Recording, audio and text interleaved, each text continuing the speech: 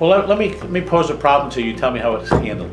House is bought by our buyer for $300,000. The appraisal comes in at $290.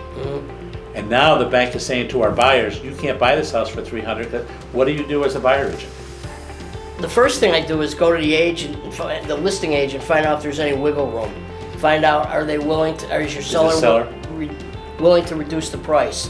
If they're not willing to reduce the price, I go back to my buyer and I say, do you have any wiggle room? Do you have any available cash where maybe the seller will meet us halfway? Right. Sometimes we go through the appraisal and we call the appraiser and say, hey, how did you come up with this appraisal at $290? We thought the house was worth $300. And they'll give us the houses, and sometimes, not always, but we'll get the appraiser to change their mind if they forgot something on the appraisal. Maybe they didn't put in the half bath. Maybe they put a one-car garage instead of a two-car garage. So that's where our experience in working through that issue can, with my own daughter, she bought a house 5 years ago. I helped her. The list price was $299. We paid $345. And my family thought, are you crazy paying $345,000?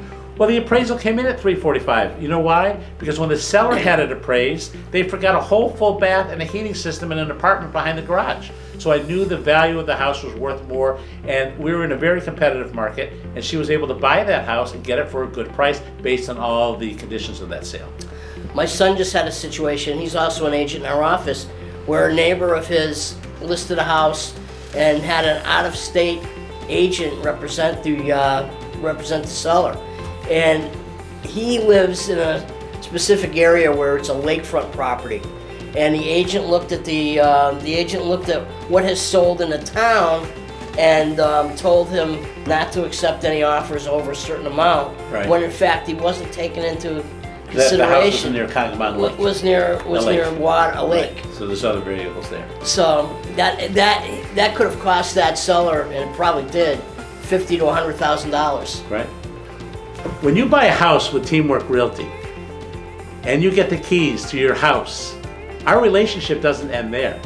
We stay in touch through our client appreciation events 4 times a year so that we get to know what's going on in your life and you get to know what's going on with us, and maybe we'll have future real estate transactions.